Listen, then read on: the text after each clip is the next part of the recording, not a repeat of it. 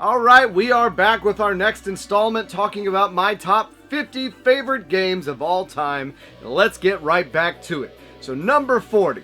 Number 40 is a game that's on everyone's lips right now. Its remake just came out, which, as of filming today, it is the 13th of April, and I still have not gotten my copy.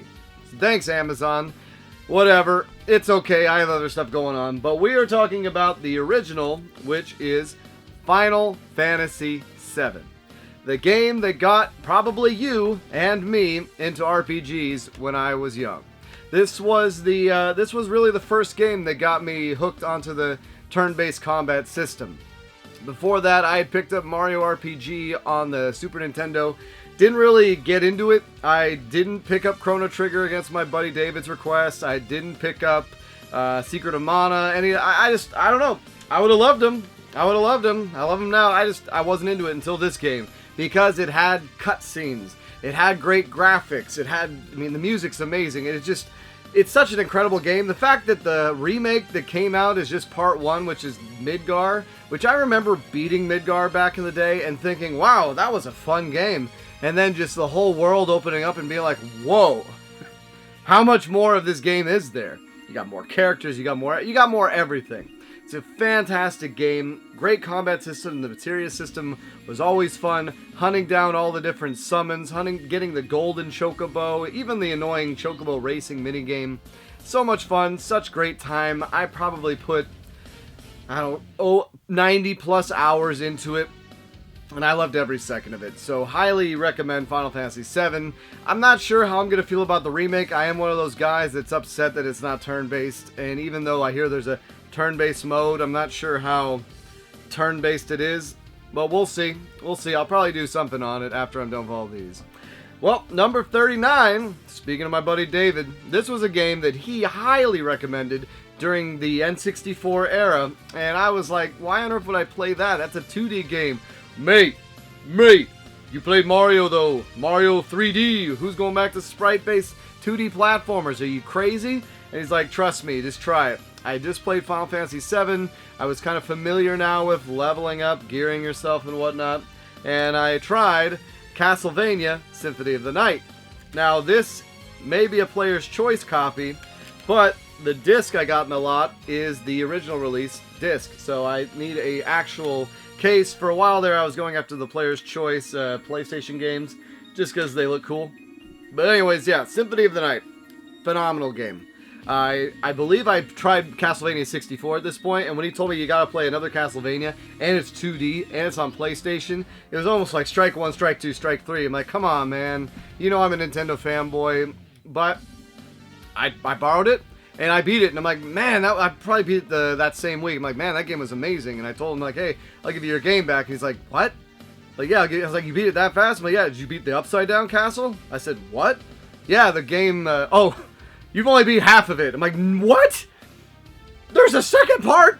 The whole thing mirror images, and then you gotta go through everything again, all the bosses again, oh, wow.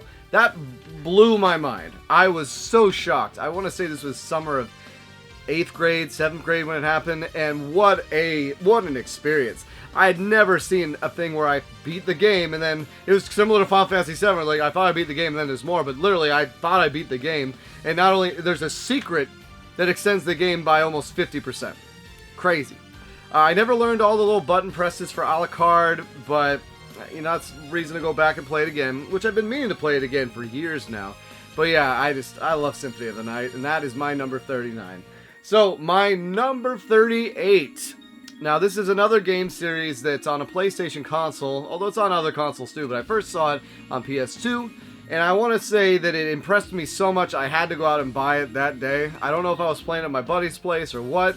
I just know that number 38 is Burnout 3 Takedown. And yes, I know this is Burnout Revenge on the Xbox 360. My copy of Takedown is somewhere in storage right now because we're planning on moving. So I don't have easy access to it, and I'm kind of lazy. It's really behind me. It's not storage.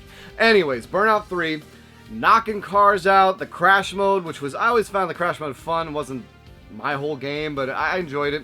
But just taking out the cars and seeing the slow motion, showing the thing, and then because you did that, you then got more boost. It was such a fun mechanic. I was so enthralled with it. It was probably my most played PS2 game because I really didn't use my PS2 much for anything except as a DVD player. But Burnout 3 Takedown was where I used to keep the memory card because they had little memory card slots in the case. Probably still in there, and because I've been looking for that memory card. But yeah, phenomenal game. I know Dangerous Driving tried to revive it, but it just wasn't the same. Because even though I'm not a big fan of music or whatnot, but the songs in Burnout 3 were just so good. I don't know. The game's just perfect. So check out the Burnout series. Moving on to number 37. Oh boy. Finally getting my first experience of a pre-order Zelda game that came with its own gold cart, because you didn't get one when you got Link to the Past. I was so excited to get that damn gold cart. I practically threw my money at where I think I reserved this at Toys R Us back in the day. Picked it up day of. Still have my copy. And man, the same religious experience when I saw Mario 64. I was like, wow, this is what a Mario game can be. Was the same thing that happened with this game. This turning it on, seeing Epona riding, that wonderful music. Hell, even literally the composition from this was what we exited my wedding to. Was the Zelda Lullaby. Phenomenal game. Just getting all the music, getting all the ocarina songs. I used to pretend I would have more to it, to the little allegros you would get that would transfer you to the different temples. The water temple I never really found to be that hard. There definitely were some choke points. It was at this point where, you know, not this Zelda game, but in later ones, that's when it really started to weigh on me. Like, oh, you can't just go from temple to temple. You gotta talk to this guy. You gotta do this. I mean, it was a little of that in Link to the Past, but go back to my Link's Awakening review. I can kind of see the seeds of it, which really came to grow in this one. Getting stuff like the big sword and the other magics that are. I mean, it's just a great game. It's probably. I mean, it's not above Link to the Past. It's not my favorite Zelda. It's definitely cooled off in recent years. It's not one of those gimme titles where it's like, am I really gonna put this? I'm like, yeah, I have to put this on the list. So yeah. Link to the Past, or not Link to the Past, Ocarina of Time, my number 37. Now my number 36 is a game that I stand behind. I will always stand behind. When it was coming out, I was super stoked. And when I got it, I loved it. And I know everyone says it hasn't aged well. I don't give a damn. I love Goldeneye. Amazing. Amazing game. Single player is still terrific. I need to find some way to play it so it doesn't look horrible, because I will say the N64 does look brutal on my TV. I mentioned in the last one. But the multiplayer is so good. It was annoying how they would limit certain levels depending on how many people were playing. So for instance, if you had 3 people, you could play in Caverns, Stack, and I think Facility, or maybe Facility is, I don't know. And then when you have 2 players, you can play in Egypt. And it's like, well, I'd like to try those maps with 4 people. Well, I don't understand. I would only play with License to Kill, so that's one-hit kills, and I would only play pistols. That was the way I liked to do it. I know he did other things where people want to do landmines and rocket launchers, and I didn't have as much fun with that. Oh, Bunker. Bunker, not Facility. Bunker was the one that was with 3 people. But just the fun memories I have. I mean, you always have people strafing in circles, so you would go and see the people strafing in circles. And I remember I had a Cougar Magnum. I would always love being the cocky guy with the Magnum, even though we were playing License to Kill because it was a slower shot, but it could shoot through stuff. So one time I saw 2 people circling in Bunker, and I fired a shot and it went through one guy's head and through the other guy's head. That might even, I'm pretty sure I was still License to Kill, but still, I was like, oh, 2 for 1! So many good memories. Just going in, getting the different cheat codes, the invincibility code, which was such a bitch. That's when we have to find Dr. Doak and everything has to line up perfectly.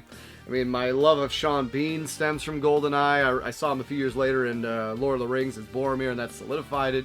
Just, I mean, amazing movie, too. And it's an amazing movie, and it's a game that's amazing, that's based on the movie, but takes some liberties, but they work. Great game, Goldeneye. That is number 37, or 36. 36. Alright, so number 35. Now this is a game that wasn't on my top 10 games of the decade for the 2010s, but it was close to being. It was like number 11. In fact, it maybe should have been on it, and that's a little game called Dead Cells. And the funny thing about Dead Cells is I recently picked it up and started playing it again, because when I played it the first time, I got through and I beat it on normal and then 1 cell mode. Couldn't get through 2 cell mode. And so I'm like, you know what? I want to go back and try to do 2 cell mode. So I put the game in, and But lo and behold, there's a lot of new content. They've not only changed some of the weapons, they've changed the way some of the mutations work, they've added new enemies, they've added new areas, because there's free DLC, and then there's a new DLC that came out, it's like $5-10, and I loved it before, I really enjoy it now with all the changes. You know, there are certain things where it's like, oh, I kind of missed the way it was before, but then there's like, oh, they made it so much better now. So I've not only beat it on 2-cell mode, I beat it on 3-cell mode as well, and I'm currently getting my ass kicked on 4-cell mode. So I kind of put it down again. I don't know how much farther I'm going to get in it, but terrific roguelike game. It's hard to explain what it's like. It's basically an action game where every time you start, you get a different playthrough. And the reason the playthroughs are different is because the weapons you pick up throughout the game change your behavior. So let's say I got a giant sword in this playthrough, and it's like, well, this is my giant sword playthrough because it's super powerful, versus the next time it's like, oh, I got the quick sword. I'm like, okay, I'm doing the quick sword. This one I got the ice arrow that I'm pairing with the quick sword, or maybe I want to pair the ice arrow with the large hammer, or what? You know, that's how it goes through it. And then you have, am I going to go green? Am I going to go red? Am I going to go purple? Do I want to have turrets to do all the work for me? Do I want to have super powerful melee but be a glass cannon? Do I want to work on not getting hit at all and use the curse sword? Like, it's always so different. Although, after a while, you start, even though you find different things, you're trying to get into that box where it's like, alright, give me that thing I want. But it's so much fun. I love Dead Cells. So that is number 35. Now, number 34 was a game on my top 10 games of the decade, and it is still up there. And that is a game that you should definitely pick up and play, which is Furi. By far the best game I ever got on PS Plus. Didn't even know it, too. I almost missed it. Thank God I saw that stream where the guy was playing it, and I'm like, oh my God, I gotta pick this up. And not only is the game amazing, the music's amazing. Like, I don't talk about game soundtracks. This soundtrack is in my car. This soundtrack is the song I use to introduce my LT Showcase stuff. I try to use Furi music everywhere because it's so freaking good. And the gameplay is so freaking good. You have almost a bullet hell kind of experience, but it's a one-on-one combat, Bushido Blade type experience. The story is cool. It's interpretive. It's fun. There's no BS. It's hard as balls. And then once you beat it, it gets harder as balls. So yeah, freaking Furi. Amazing. Alright. Next game, number 33. Number 33, another game on that decade's list, and let's just say it, Mass Effect 2. You knew it was going to be here somewhere. I love this game. Don't like the third one, never played the first one. Andromeda's okay, but Mass Effect 2 is really where the series is just at its pinnacle, in my opinion. Sure, it's not, some of the combat's better in the later games, but just the storytelling and the characters can't be beat in the second one. And I just thoroughly enjoyed the whole game, everything. I mean, check out my other video where I talk about it. It's kind of with all these, like, Furi. Just repeating myself, but Mass Effect 2, phenomenal game with an ending that makes you want to replay it again so you can keep your whole crew apart. So it's a shame that Mass Effect 3 dropped the ball. And going on to number 32, as the games drop down. Number 32. Now, I liked Halo. I was never the biggest Halo guy, but there was one particular Halo game that really made me a fan, and that is Halo Reach. Halo Reach, I loved the main game, but Halo was always about multiplayer. That was the thing. After Goldeneye, then it was just like, what's the new multiplayer game? Which I didn't even want to leave Goldeneye. But then eventually we moved on to Halo 2. I didn't even do Halo 1, Halo 2, and then Halo 3. And then the Modern Warfare 4 came out, and then World at War, which was really good. But then I found probably my height of my E-peen gamer cred, blah, blah, blah, when I was really going at it in 2010, or 2009, whatever it was, with Halo Reach. And the multiplayer in that was so good because it was that same Halo combat, which was like Goldeneye, where in the multiplayer map, you don't start with a loadout. I hate when you start with a loadout. Let me see what you can do in the map when you don't always have your optimum way of playing. So you would get out there, you would find the battle rifle, you would find the shotgun, you would find the sniper rifle. So that's all still the same, and then they give you some extra bonus perks. And the perk system they kind of stole from Call of Duty, but these ones were interesting. You had the one where you could clone yourself and send out a dummy. You had the power armor where you could kind of go down into a low Terminator stance, and then once you release it, it would blow someone's shield up, and you could destroy them. And they had stuff, I think they had one where you could fly, and a couple other ones. But the one I liked a lot was the decoy, and then the power armor. Because the decoy, one time, I remember throwing out, because you have the sword, that's the other thing with Halo, is when you have the sword, get the sword guy. And I sent out the decoy with the sword, and a guy comes up to him and tries to melee him in the back. And I remember this was when they had live voice comms, so we weren't in the same thing, but I could hear him. He's like, I hear this, no! Right as I go up and sword the guy, man. Oh, so good. And then the power armor, you could just get up into a group, power armor, they all walk up to you. Until people learn. Like, people learned after a while. You can't do it forever. But they'll, you release it and then whack, one hit. So nice. Halo Reach, number 32. And number 31. Well, once again, the last game on this list doesn't have a physical copy, because there is no physical copy. And I'm talking about Blitz 2011. Now, I'm not talking about the older Blitzes. The older Blitzes are great, and yeah, I know the new Blitz that came out didn't allow you to power drive people after the play. But the 2011 Blitz, holy cow, I was on that so hard. I was at the peak of my football watching and fantasy football. I knew all the teams inside and out. And I played the online on that so much to the point where I learned all the tricks like quick snapping, throwing back to your player, jumping out of bounds and still throwing it 30 yards deep. I could never figure out how to intercept it that well. I never did. And then fumbling, the great thing about Blitz is you always fumbled when you could least afford it.